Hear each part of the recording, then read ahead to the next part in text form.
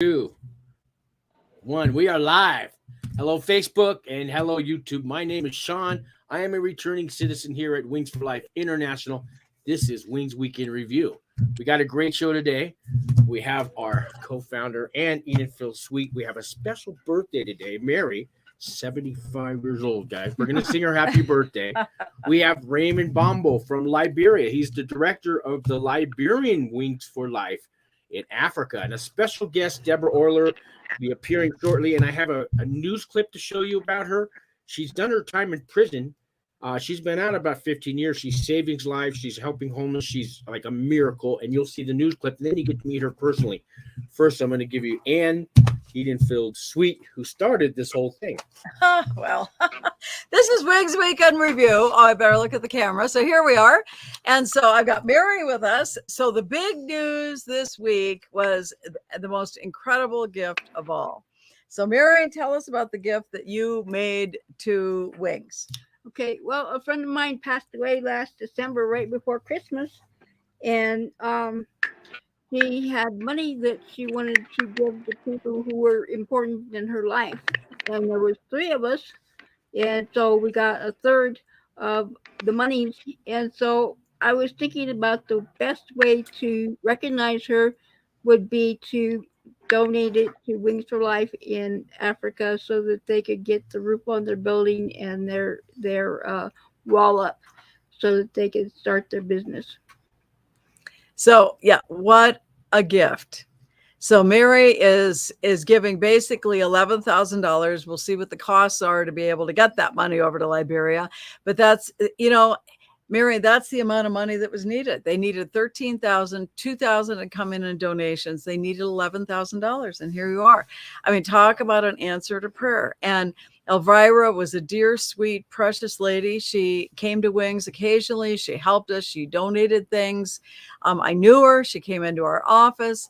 And unfortunately, she passed away. But I know she's looking down, and her life work and part of the legacy that she is leaving is now going to transform lives in Liberia, because it is going to give jobs. It is going to change lives. It's going to teach skills, and it will truly make a difference. And so, Mary, we are just so grateful. Mary and I have cried over this, and it just, I was just blown away when she expressed that she was going to do this. So we are just so grateful. And on this very special day, so I think we should sing happy birthday. Don't you think? We've got others in our office here. So happy birthday to you. Happy birthday to you. Happy birthday, dear Mary. Happy birthday to you. Dad, I'm on a live And many stream. more. Many more, Mary. Many more. Thank you. And I'm going to mute her for a minute. and Just getting so settled. anyway, so that was the real highlight of the week. Then on Monday night, this past Monday, actually I was trying to think about what we did, and it was me. I talked about ethics. What is right? What is wrong? What is black? What is white? And it was very interesting because we had conversations with youth that were here visiting from Fort Worth, Texas.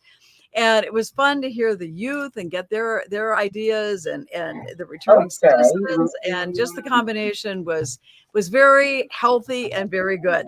Now, this Monday night, we are going to have a very exciting guest. She is the head of our Albuquerque Public Schools, which is one of the biggest school systems in the country. And she teaches sexual harassment and teaches us about policies and ways to keep ourselves safe, whether we're females, whether we're males. And also for the children, how do we keep the children safe? So I'm really excited about this, because with the Me Too movement, with so many changes that have taken place, everybody in the workplace, in schools, and at home, we need to teach the kids about how to stay safe, and all of us as well. And so that's going to be a very powerful talk. So that will be this Monday night on the 25th. And then other than that, we have just been busy going out to remote areas in New Mexico. Yesterday, I spent a day out in a town called Mountain Air, beautiful little community. And we're hoping that they will be one of the small little communities that will benefit from some of the junior funds that Wings should be receiving. And when we start up 8 programs around New Mexico, and once we do that, then we'll be able to start up programs anywhere in the world. And so it's been an exciting week as always at Wings. And we're just grateful that you're with us today. So thank you. Thank you very much, Ann. Thank you. I do, guys. And Deborah, hello, and we'll be right with you, Deborah. I got another guest in Liberia, Africa. He runs our Wings for Life in Liberia, and then we're going to get to you. And I have the news clip. I do want to let people know who have been watching my federal prison talk.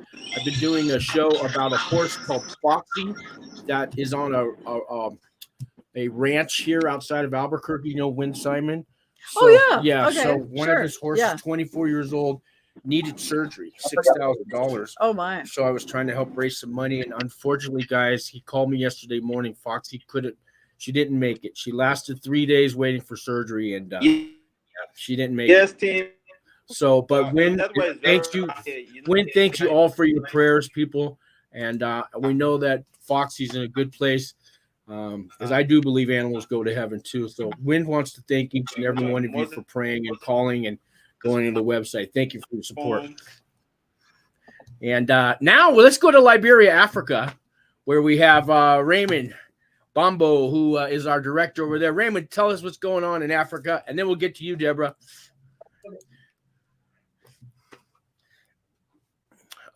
Is he asleep? Did we lose Raymond there? Maybe we were talking to him a second ago, but this is Africa, back to New Mexico. We are one of those 50 states that people think are missing. He's a great man. He's frozen in time, guys. But, I wanted to have him share his reaction to that incredible gift because he when we first called him, his mouth was just wide open, like, what? Yeah. He tell me again what Mary said. Remember, he wasn't sure about that. Hopefully he'll try to come back. I'm going to show you guys the news clip about our guest. Oh, I'm sorry. Yeah, no. So we'll say goodbye, and if Raymond comes back, maybe we'll scoot in. Otherwise, folks, we'll see you next week. Thanks for joining us. Okay. And here we go. Well, in the Bay Area, there are so many people willing to help others, and each person really has a different reason for why they're lending a hand. For one Peninsula woman, the reason she helps the homeless is deeply personal. In fact, it's a story of life and death. Garvin Thomas shares her remarkable journey in tonight's Bay Area Proud. Janelle, Jessica, you guys know I've been at this a while, right? Well, in all that time, I can't recall another person I've met who has been through as much as Deborah Orler. At one point during our interview, I just stopped and asked her, how is she still alive? She laughed and said, there's a reason, then showed me what it was. So here's the washcloth. The phrase getting clean has more than one meaning.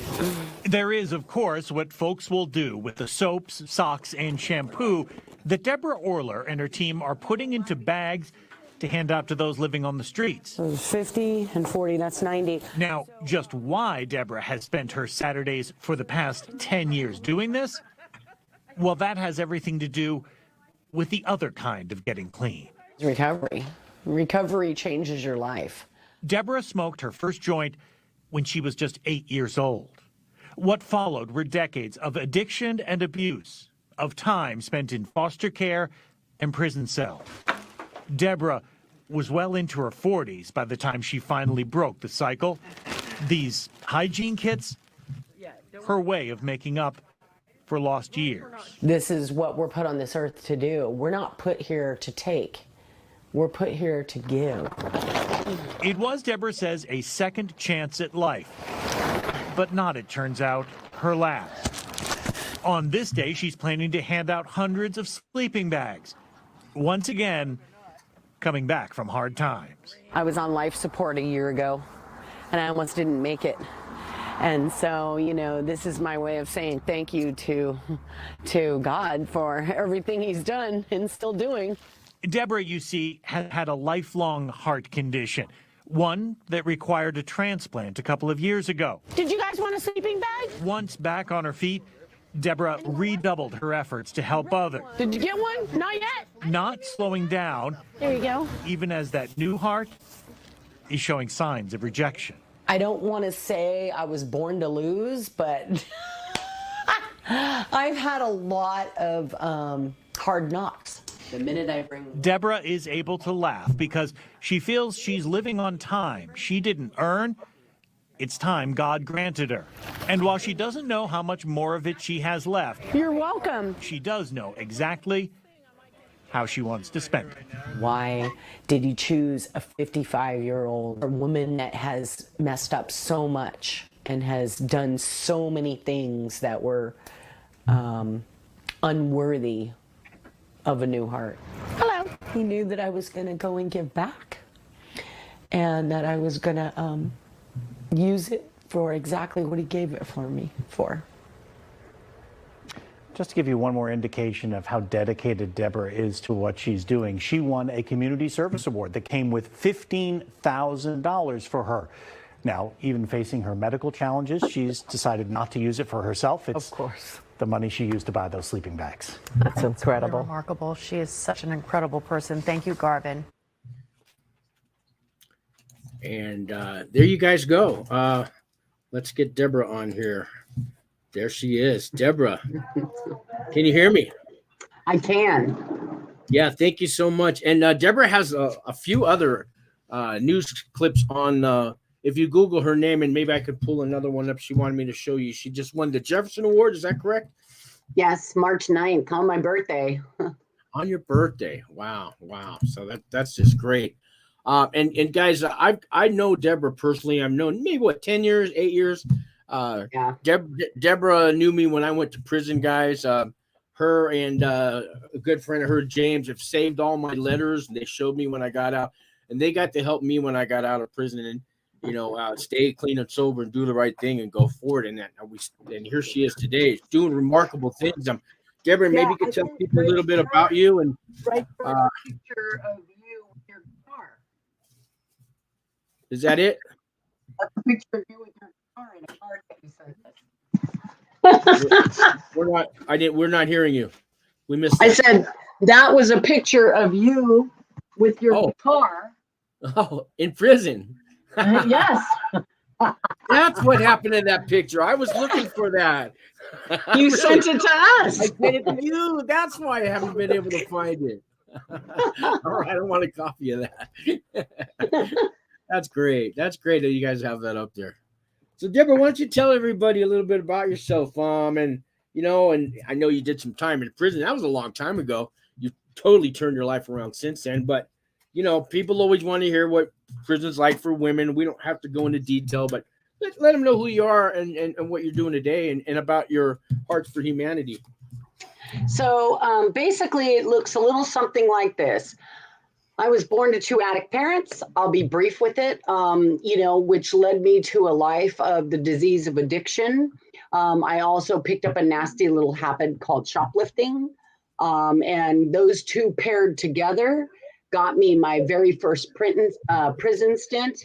My first prison stint was in the 90s. I went to Chowchilla State Prison the first time. I kind of got to learn the ropes of what it was going to be like because I made a few mistakes and I got beat up and it was kind of brutal. I think the saying that will always stick in my head is you might have came here with 16 months, but you're going to leave in a pine box. And, I was pretty devastated to hear that comment because it came to reality for me. And then, of course, it followed by 3 more stints, and one of the lifers said, you look at me and you think, oh, poor you, you're doing life, but you're doing it as well. You're just doing it on the installment plan. Yeah, that installment plan. You dirty person. How dare you say that, Yeah. But it was a reality for me. I continued to give up my freedom. There was a point in 1996 when I actually had a child. And, I left that child with my mom so that I could go and pursue the disease of addiction. And And I kept getting the same results over and over and over again. Nothing changed. In 2005, I came into the rooms and kind of thought I wanted to stay. It didn't happen. I got off probation and I thought, oh, I'm free and clear, ready to roll. And so I went out and I had some drinks.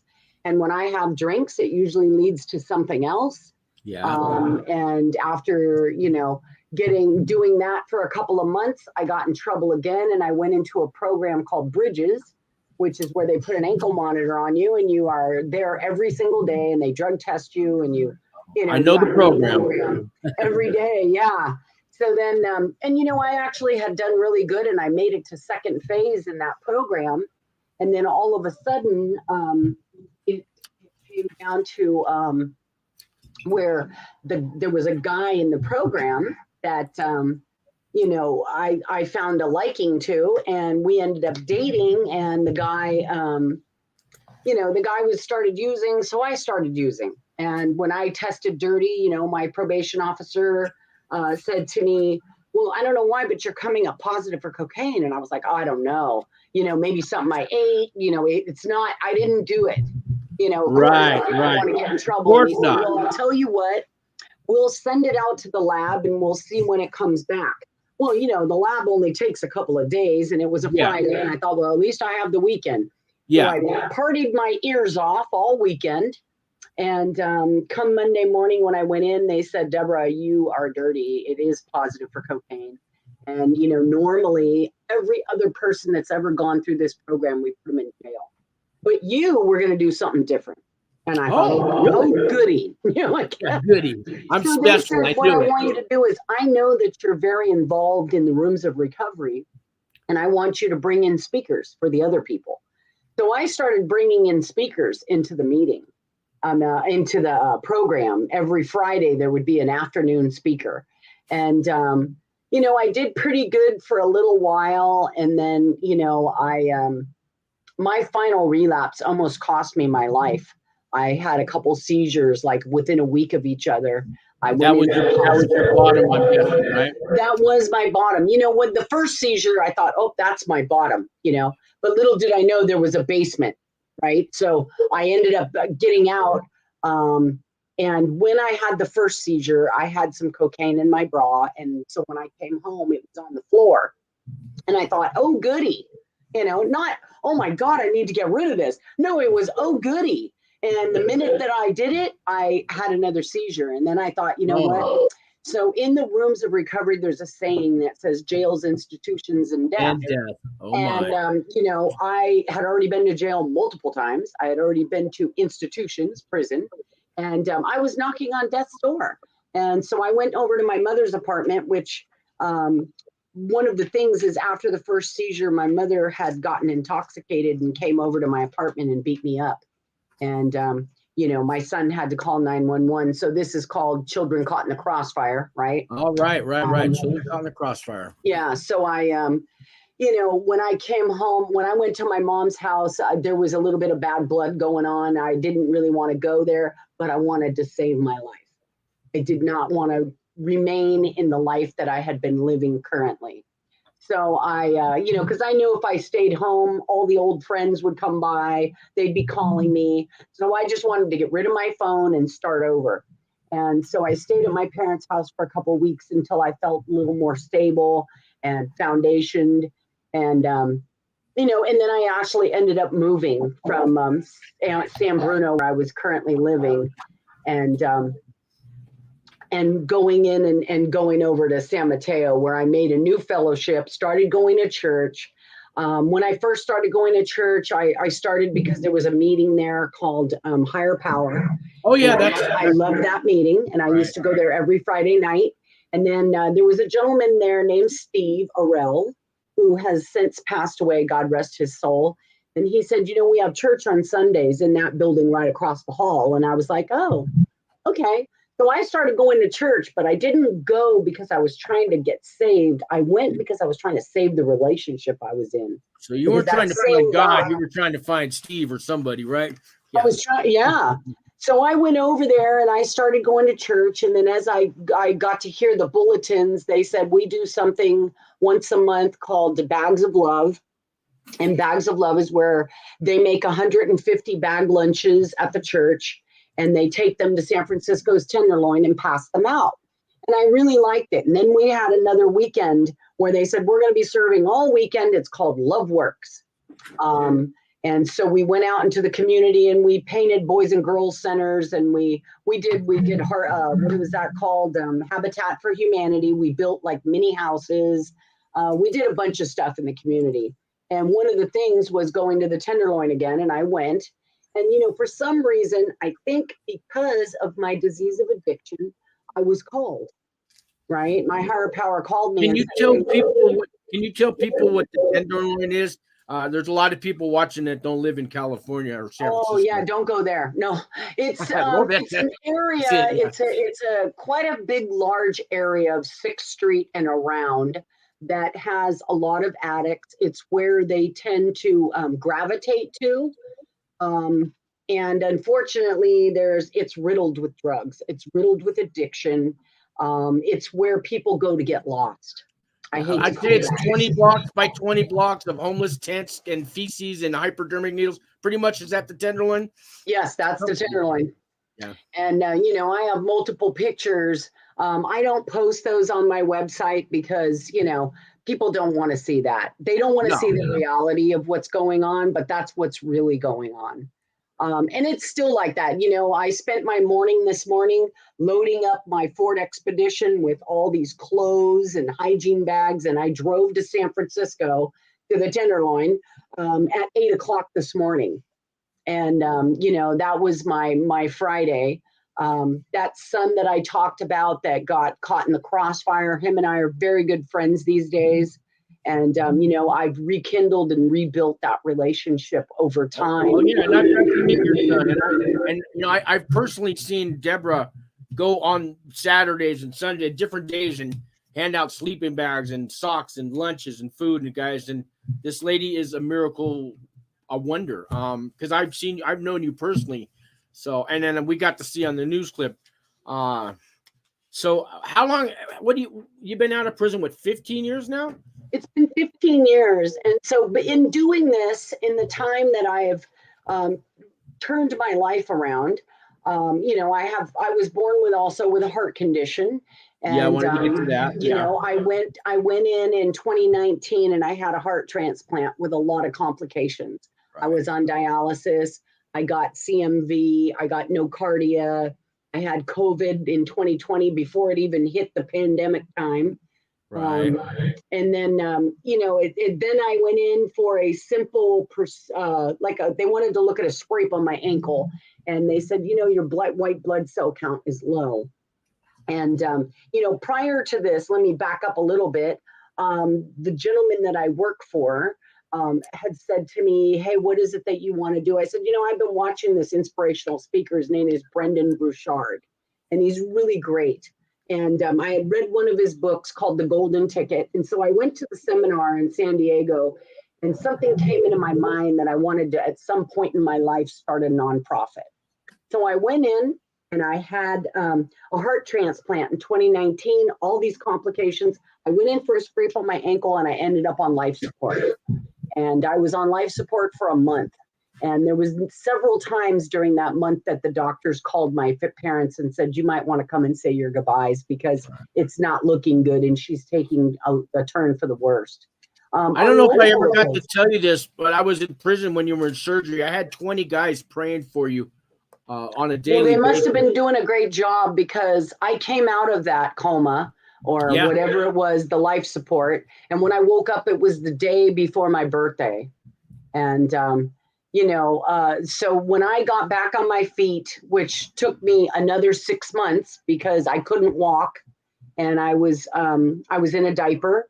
I had to learn how to walk all over again. And immediately, as soon as I started, because I started on a website called Nextdoor, which is a neighborhood. I live in the village of San Mateo, a neighborhood website that, you know, I was collecting clothing. So I started collecting clothing, and like it was coming in barrages. I was doing it before I went in, but I took it to a whole new level, and I decided that I really wanted to launch my nonprofit. So I've been working really hard at, I do hygiene bags at my church once a month, where we make 150 hygiene bags. I collect clothing. Every Sunday, I'm in Redwood City at all the homeless encampments, passing out meals. We do 80 meals every Sunday. I've partnered up with Street Life Ministries. And, and what's come out of that is about a month ago, I got my EIN number, and somebody else created my website for me. And I opened a Venmo last week, a business Venmo. And I'm taking this to the limit, because I want to touch and change as many lives as I can. Now, I just don't want to hand them hygiene bags and something to eat. I want to ask them, what are your needs? I actually like to sit down with them in their space. You actually talk to them as if to you, they're people, and you talk to them and you let them know that I'm not just handing you a bag and walking away. You actually have a conversation and you listen to them. I know you do this. And I have business cards that I hand them, and I say, if you ever need anything, please call me. I get some pretty weird calls, but yeah. Having been homeless once myself, sometimes all we want is just somebody to hear us, Yeah, and they want to be treated like human beings. There's a lot of people that walk up and down 6th Street, they're normies, and they grab their purses and they walk past them and look at them like, oh my God. What they don't realize is that's someone's child. That's someone's mom, someone's brother, and I like to go out in search of, and I've lost several friends to the disease, and so, especially now with the fentanyl, it's really killing people. Yes, I'll never be able to change people, but I'd like to save some lives while I'm out there doing this. Right. One life at a time, one day at a time, right? That's how we do it. That's right. Let me just acknowledge a few people in the room, Deborah, and a few of these guys want you on their channel. Harvey Talks Prison, great channel, guys.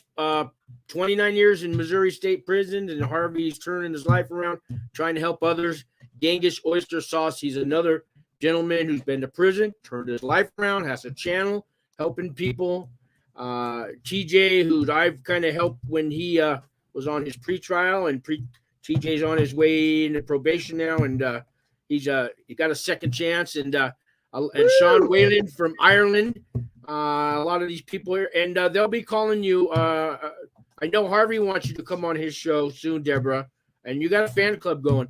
But today, guys, here at Wings for Life, I've been talking about you, and we want to help you get your Hearts for Humanity nonprofit going. And Ann said she'll talk to you too, right, Ann? Of course. And I gave her your phone number. So if you call Ann, she's a very busy woman, but if you call her, she'll if she doesn't answer, she'll call you back. And Ann's been doing this 27 years.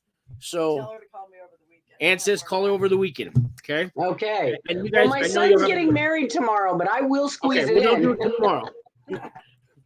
All right. Because Ann will get you going. She's been doing this a long time, so maybe she can mentor you on how to get your, Hearts for Humanity really taking off. Absolutely. And as you guys can see from the article, when I get any kind of funding or I get donations, those donations go right back to the streets. It's not like I'm driving a Ferrari and, in fact, I immediately turn around and purchase something that someone needs, whether it be more food, a pair of shoes, like I did 150 hygiene bags. In the winter, I pass out hats and raincoats and gloves. I make sure, I think one of my goals now is I want to rent a warehouse because I get so much stuff that I don't have an apartment anymore. I have a storage space. I know. And I remember your apartment. You had so many boxes just starting to pile up. And that was a year ago. And now I know it's tenfold probably. Oh, yes. You have a great comment here from Ireland. He says you're a very good-natured woman. She has my respect. We all talk about doing something good. Unfortunately, only a small few actually do something about it. You are that small few. I want to be the change that I want to see in the world. You know, I want to see people actually help people, not just talk about helping them, you know, so it's into action, right? So which is part of our book. Sean lives in Dublin, and I know there's a lot of homeless out there, Sean. Next time you walk by one, you listen to this lady today, and maybe, you know, you can have your own hygiene kits. You were just saying on Angie's show, go to the dollar store? Tell them what they can do. Yeah, so, you know, I go to the dollar store, or, you know, you can always reach out to people that you know, and say, hey, if you travel, give me your travel toiletries, and then buy socks, whether it be at, I don't know if Ireland has Costco's, or Target, but buy socks and just make 10 bags. Start small, right? Make 10 bags, and when you see people, just pass them out. You know, or if you know there's a barrage of people on a street that you drive down often, you know, bring them bananas and granola bars, you know, just anything that's going to make them feel your love, that you actually, like Sean said, that you see them. You know, you're stopping because everybody's in a hurry here and there. Here in Albuquerque, almost every red light, somebody's there with a sign.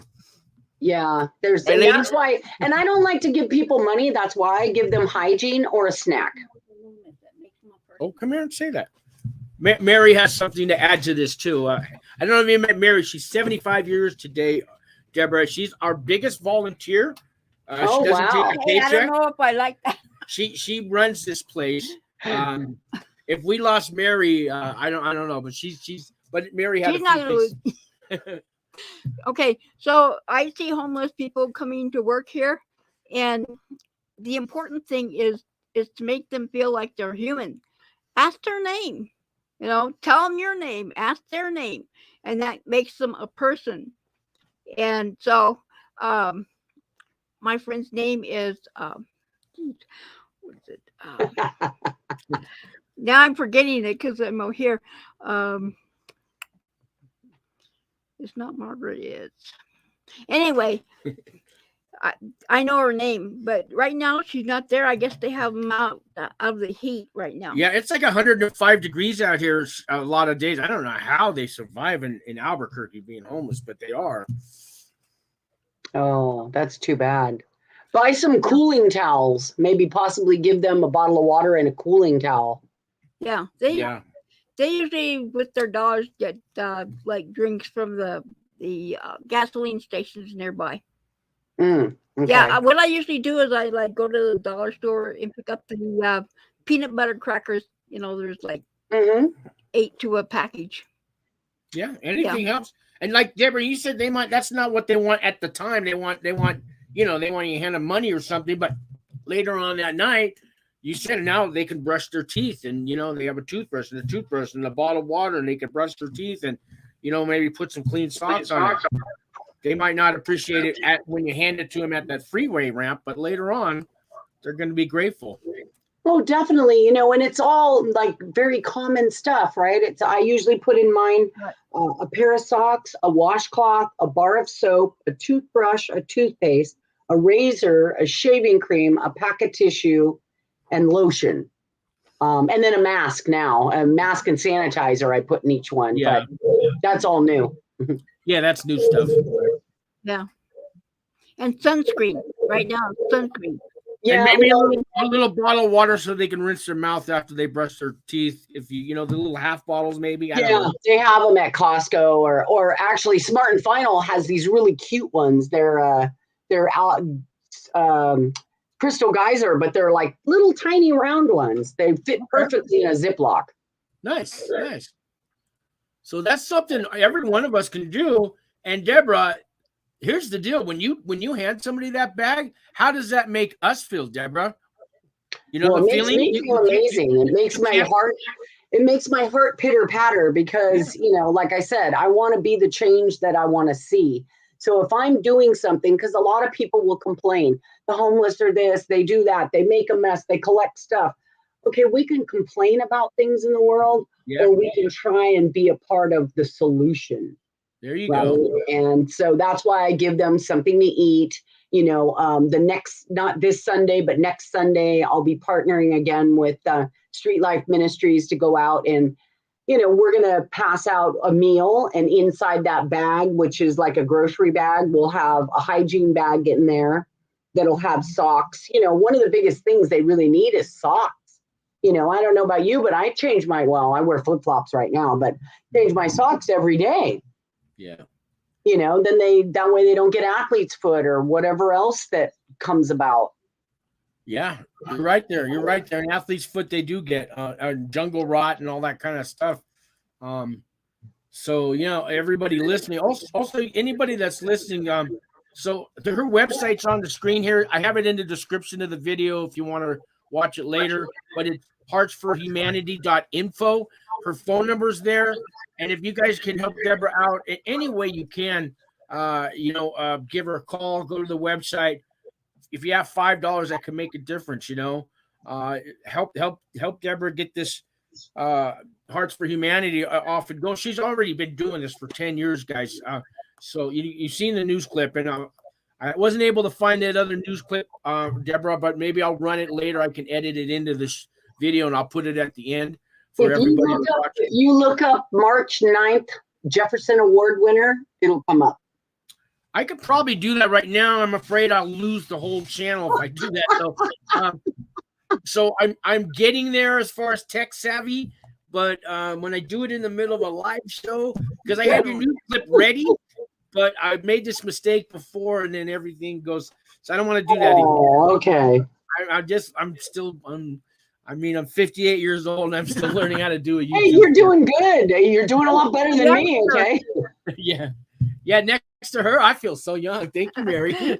I was 58. But Deborah, you're looking good since I haven't seen you in about a year. Your color's back. Everything looks good. So your the heart rejection thing, is that over with now? I'm out of heart rejection because they added another medicine that is, of course, trashing my kidneys. But a lot of heart transplant patients end up needing a kidney transplant as well. But as of last week, I went in for a multitude of procedure. I want to say that won't be the last one because my heart valve is leaking now. Oh, no. And so they went in and they put what they called a mitral clip. They went through my femoral artery. And apparently when they did it, they over-sedated me and I went into respiratory depression. So they had to give me Narcan intravenously to bring me back. I thought, are you kidding me? I'm in the hospital.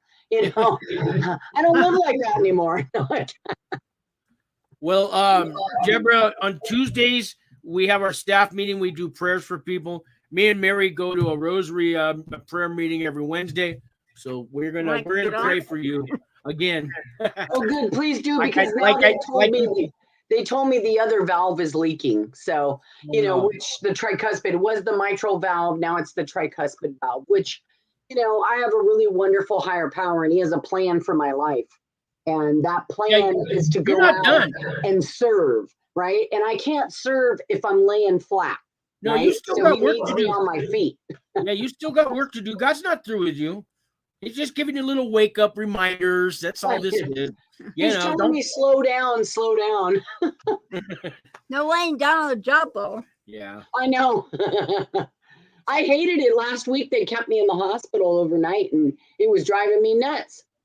I was laying there and I thought, I got to be doing something. I started cleaning the room, I'm in Stanford. The room's already clean, but I started straightening and organizing. Wow.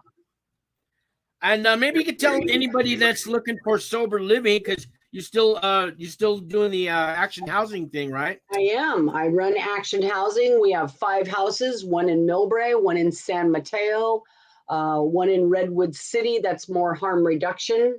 And then 2 in Redwood City, I should say. And then another one in Mountain View. So if anybody's local and they're looking for, a sober living house, we got great house managers. We like to make sure that everybody's on track, right, with doing exactly what they're supposed to do, and, getting them a good foundation before we send them back out into the world. That's what you guys did for me. I was there, a couple of years before I went out on my own, and I was there before I went to prison too, and it takes what it takes. Yeah. Yeah. So if you go on the Action Housing website, the phone number on there listed is my number. So you'd get a hold of me anyway. And you guys also, aren't you still involved with that the National Sober Living Authority that's out of National Montana? Sober Living. As a matter of fact, we're going to be going to a conference in Las Vegas. I thought, well, okay, I'll go, but So- get to learn a little bit more and how to tighten up the ship. Yeah. And, I'm also the president of the Kiwanis Club of Greater San Mateo, Okay. where, kids need Kiwanis. We got to, when children start at the bottom, and I never thought in my life when I was who I was and when I was going to prison that I would become the president of anything, let alone, be my own director of a nonprofit and the president of a Kiwanis Club, which is, we go out and we serve the community and we serve children and we do conferences and DCMs and, all this wonderful stuff. And I'm just like, wow.